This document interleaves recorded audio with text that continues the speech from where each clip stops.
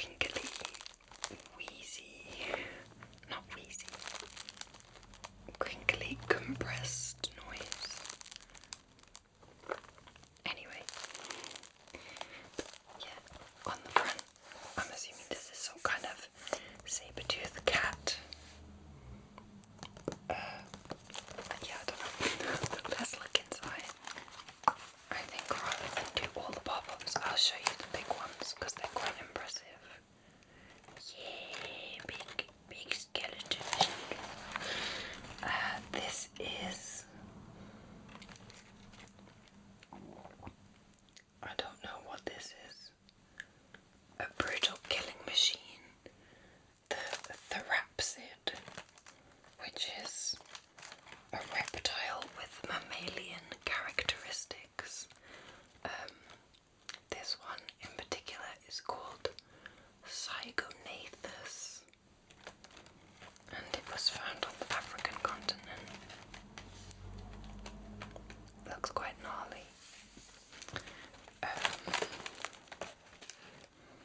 Okay, this one is kind of cool. Can I show?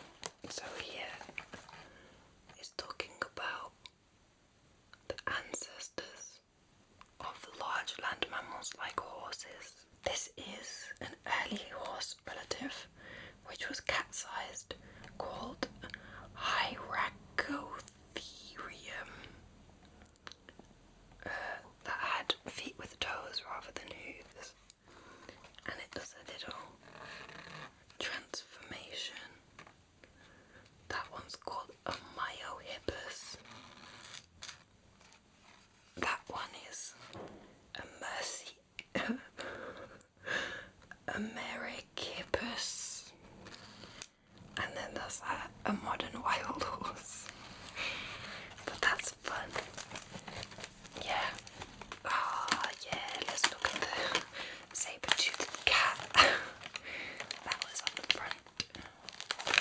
Oh. Yeah.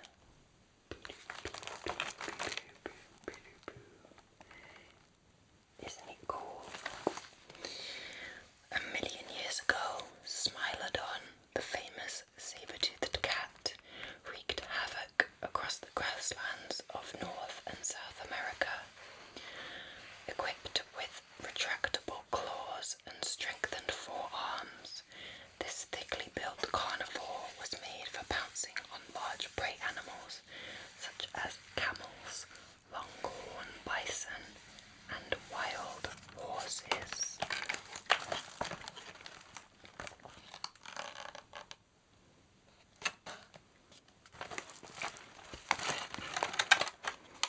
I feel like I'm obliged to show you the mammoth. Look at the mammoth. The mammoth is big and impressive. Those big tusks. And his trunk. I like the purple. Got a nice bit of purple going on here. Of all Ice Age beasts, none was as spectacular as the great woolly mammoth. A mammoth's 3-meter long C-shaped tusks swept aside snow to reveal a smorgasbord of frozen grasses, too big for cave lions and saber-toothed cats to attack. These great beasts went unchallenged for thousands of years until humans came along. Wow, 3-meter long tusks. That's crazy. 3 meters is really big. Apologies for the flickering. I only have LED lights and I don't know what to do about that right now.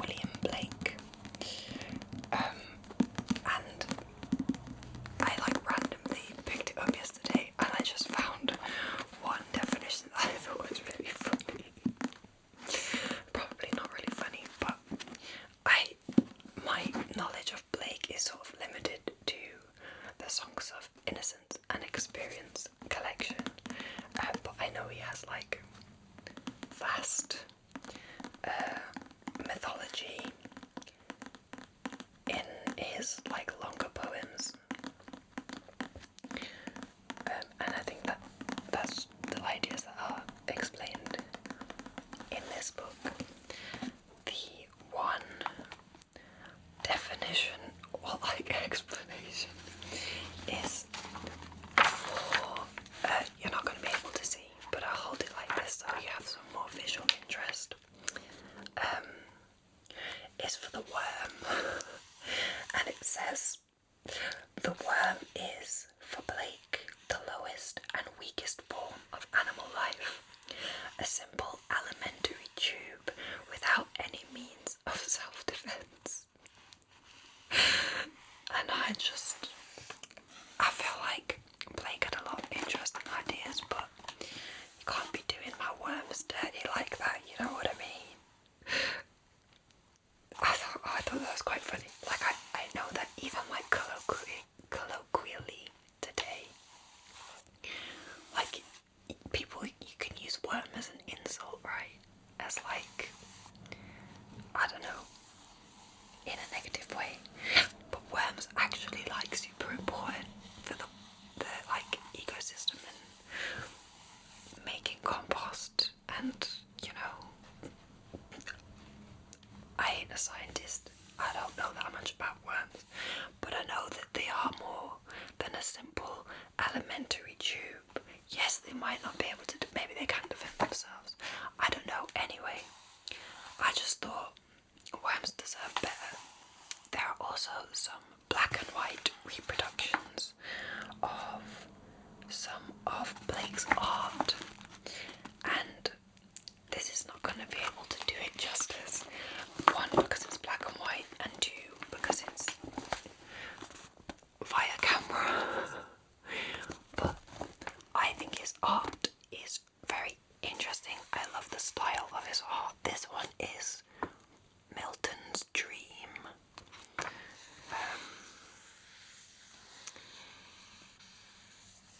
I don't know. There's something. I think especially his colour. If you're interested, I would recommend looking up some of his artwork in the full colour. What else have we got? Like, it is like a lot very sort of biblical inspired, but in terms of his own understanding and like the works that he made, at least to my understanding, it's like he expanded on a lot of the stuff and challenged certain ideas. I don't know, this is someone who is very much not a Blake scholar talking about Blake, but I think his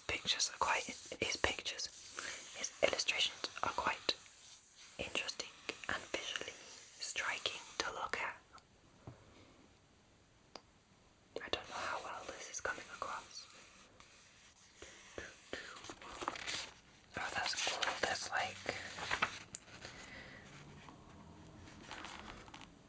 an old map of London, and it says, what's it say?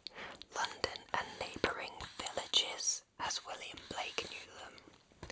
So I'm assuming this bit in grey is what was the like city proper, and then you have all of these places outside that were separate villages, but which are now very much part of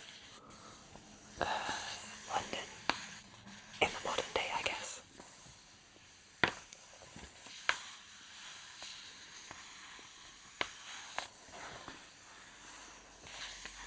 This paper sounds really nice.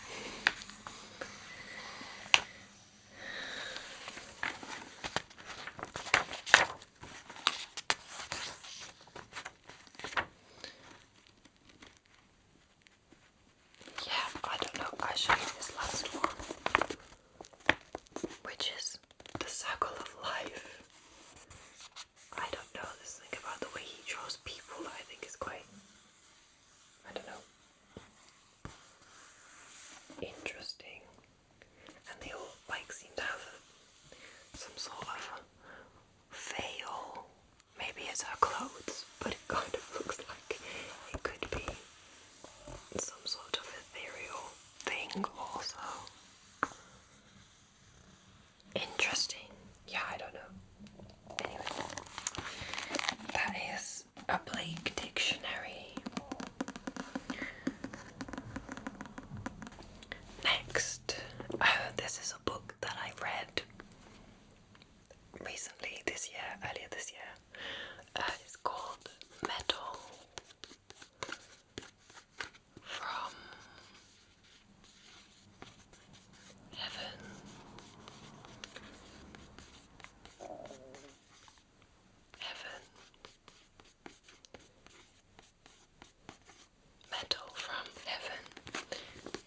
August Clark.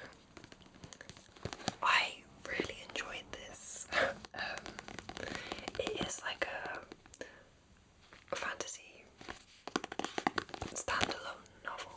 I guess it's fantasy. Yeah. I thought the prose was very interesting. The thematic content was interesting. It's very sort of like I'm gonna read the blurb and then I'll see if I can try and think of the words that I'm trying to say. Marnie Honeycutt stands on the picket line, surrounded by her family and friends, protesting the terrible sickness and death befalling her fellow factory workers. They are luster-touched, victims of the side effects of the toxic incoherent, the most valuable substance in the world.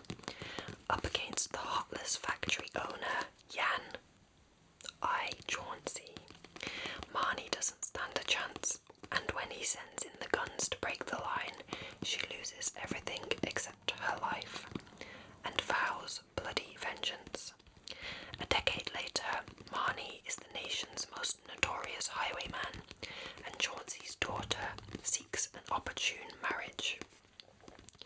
Marnie's rage and the ghosts of her past will drive her to masquerade as an aristocrat, outmaneuver powerful suitors, and win the heart of his daughter, so Marnie can finally corner Chauncey and satisfy her need for revenge. But war ferments in the north, and deeper grudges are surfacing. Yeah, so it's like very anti-capitalist, very I am not like super well versed at distinguishing between all of the different ideologies, but I say potentially there is a what's the word?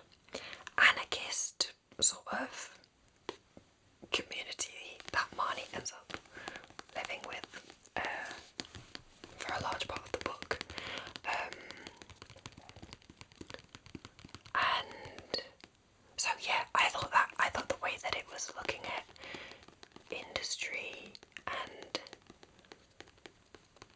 I don't know, the capitalist, essentially there's like a big capitalist city.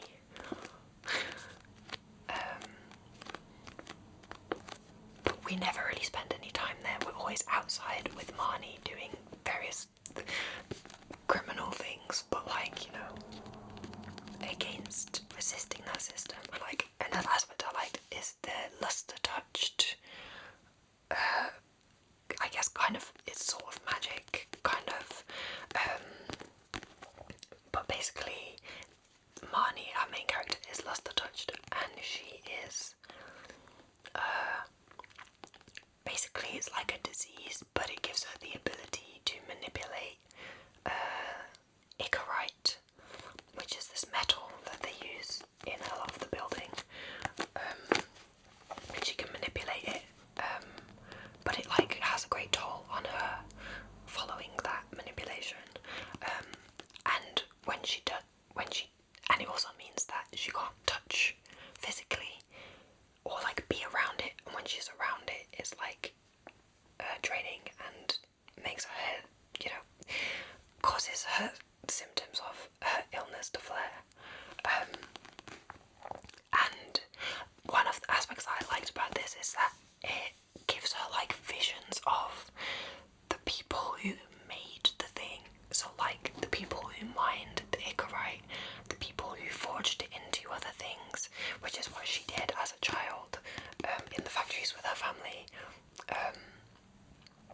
Anyway, I thought that was cool. I think I'm really enjoying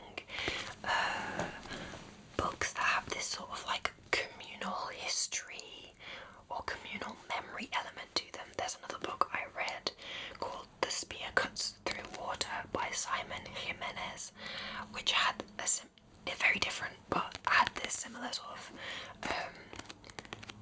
sections of the book where it's like you get a snapshot outside of the individual, and it's very much like connected to history and ancestry and stuff like that, and I think that's really cool, and I'm very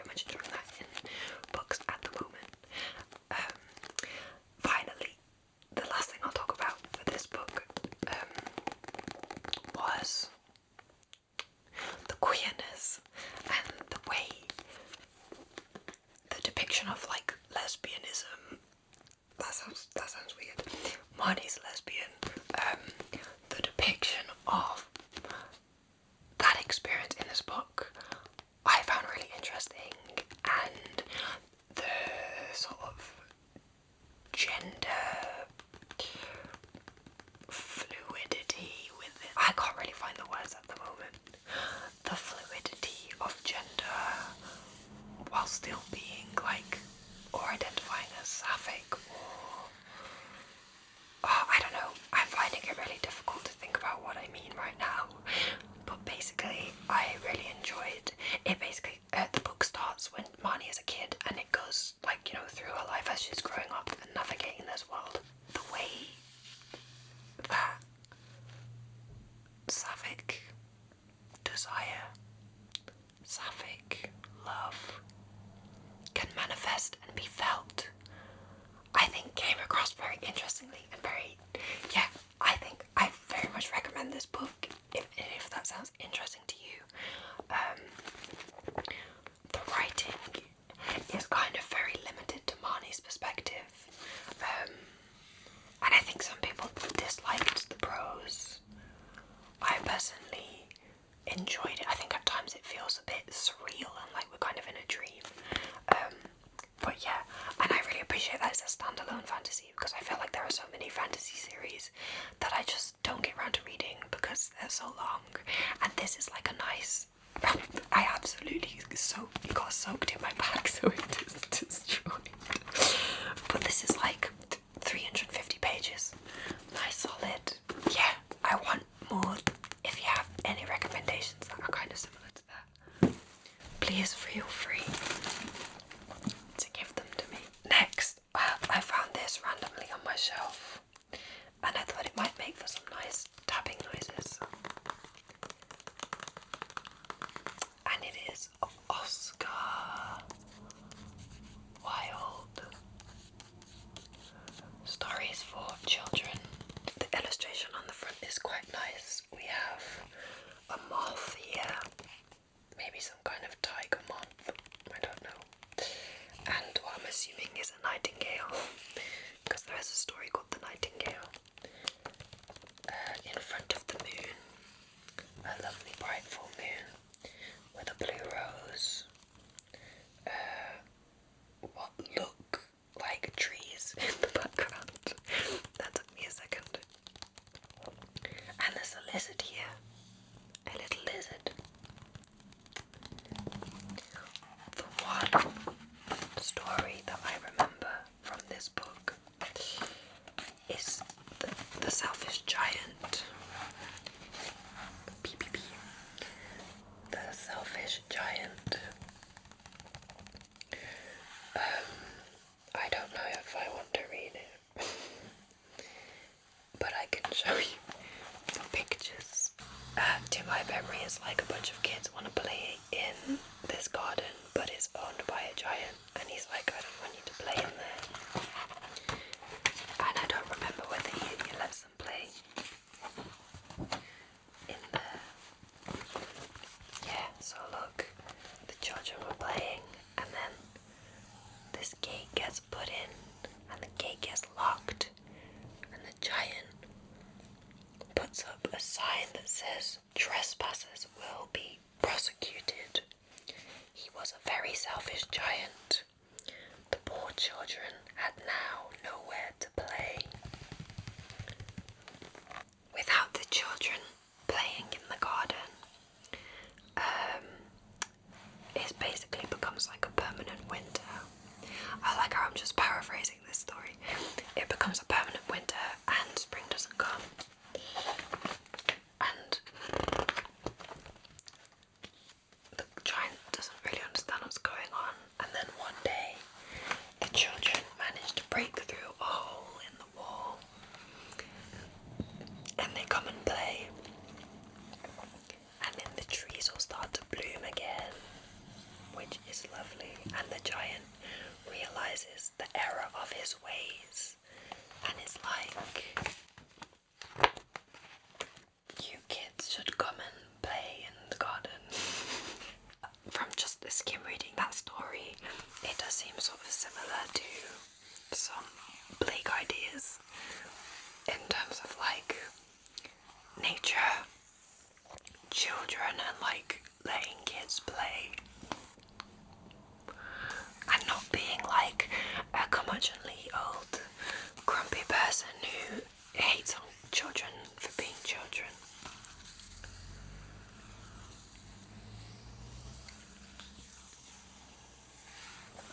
Yeah, anyway, that's this one.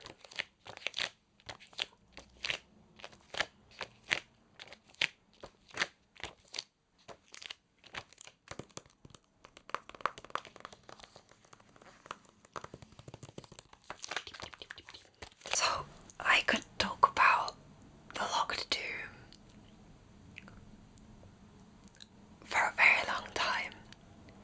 However, in the interests of not giving spoilers, I will try and keep it short.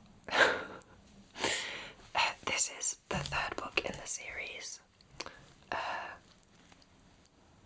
There is going to be a fourth book at some point. We're just waiting. Yeah, we're waiting for it to be written. Getting impatient.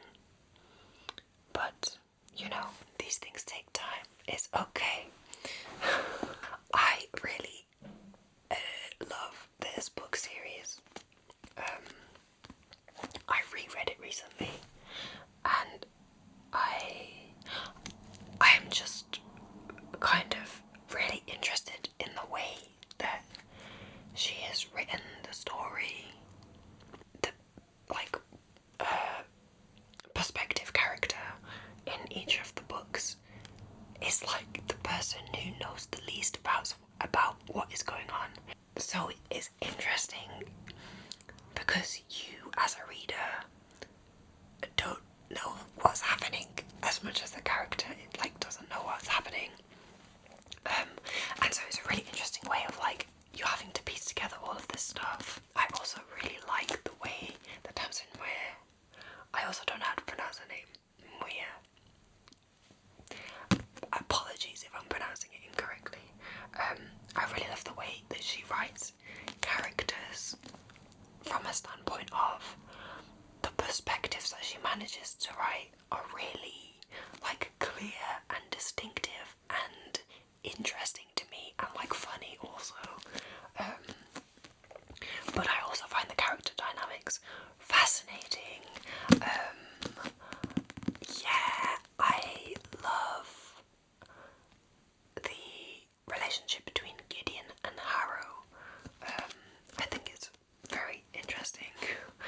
And there are characters later on whose dynamics I also find very intriguing, and there's something it makes me just wanna it feels very juicy and very not like something I've read before, and also very real in a way. If you're into this kind of sci-fi fantasy stuff, I probably should have said this is a series in space, sort of.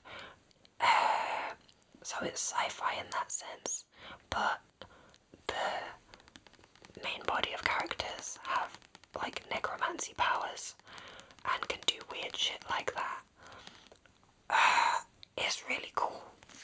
I have recently also met some people who read it, and I have managed to get some of my friends and family to read it, and it's making me so excited to have people to talk about this with finally, because I spent 2 years knowing nobody who had read it.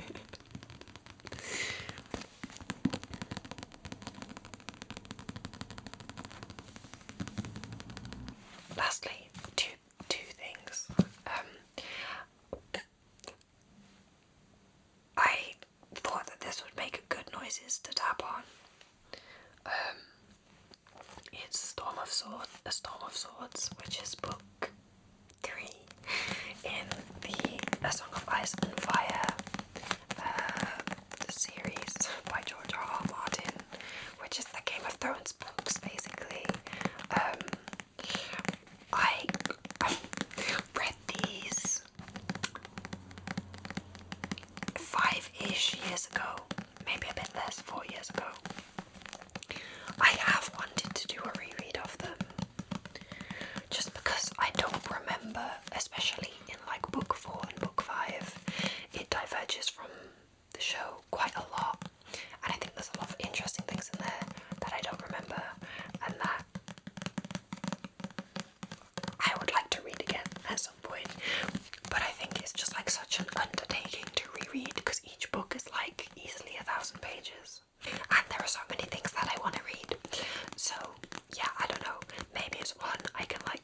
in the background while I'm reading other things that I can dip into and dip out of.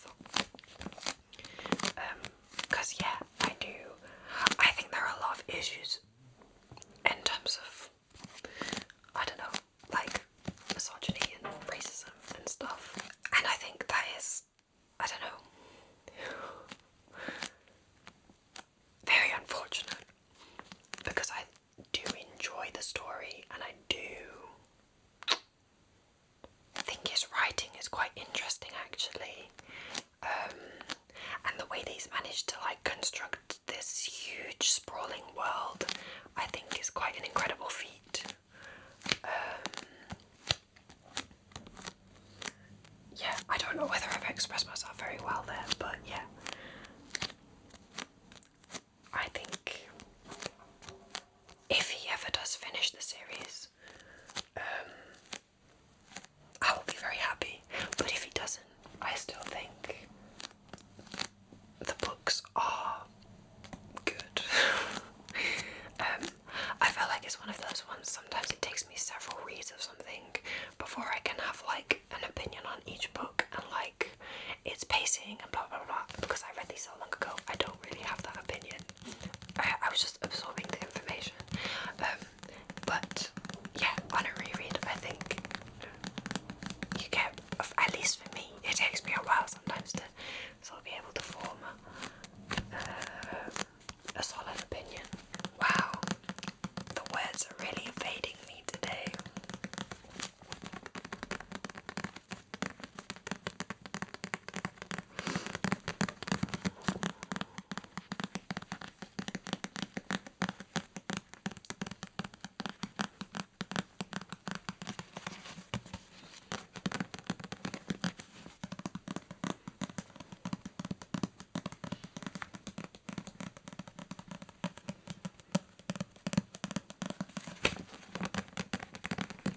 I do like enjoy how this one sounds a lot.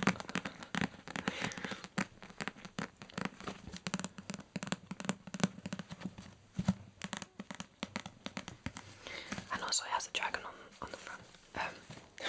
Connected to that, House of the Dragon season 3 has started and I'm watching, and I will say I've only seen the first 2 episodes, but as of recording this, but I'm enjoying it more than season 2 so far. I had qualms with season 2, I will tell you.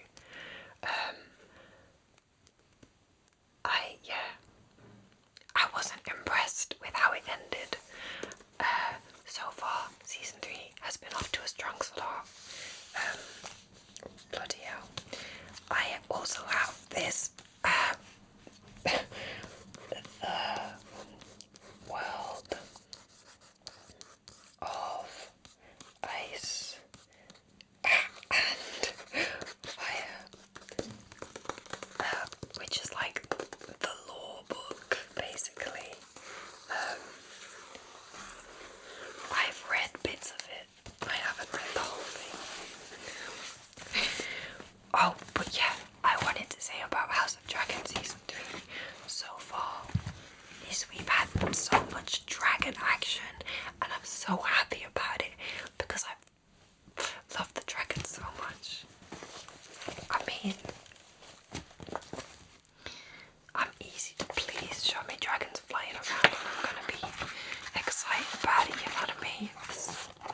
Aegon the Conqueror on his dragon Balerion.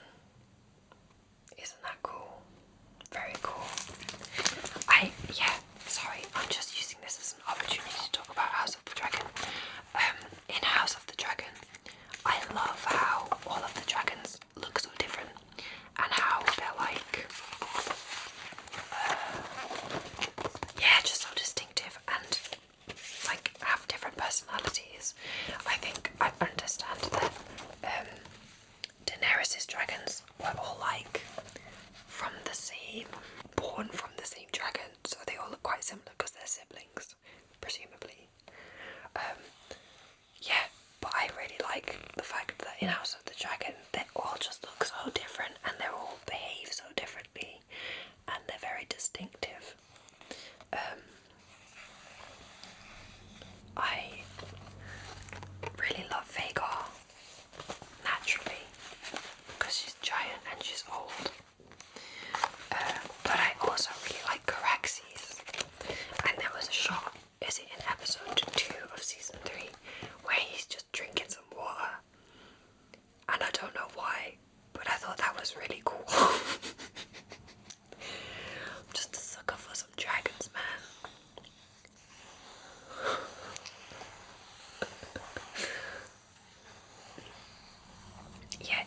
watching House of the Dragon? Feel free to tell me about it. Also, I think like some of when the acting like hits and it's like is good. Some good shit. There's some really good acting in it. This is a spoiler for the end of season 1 of House of the Dragon. So yeah, look away if you haven't seen. But this is an illustration of Vhagar. I shouldn't laugh because it's actually devastating, but this book is really heavy. Vhagar jumping, what's it called? Arax. And Prince Lucerys is on the back there. It's actually, yeah, devastating book around it, really. Oh, there's a cool picture on the back. A very cool picture. This is not from the House of the Dragon times, but we have a picture of, this is pre-Game of Thrones, Rhaegar Targaryen fighting Robert Baratheon. That's a nice picture.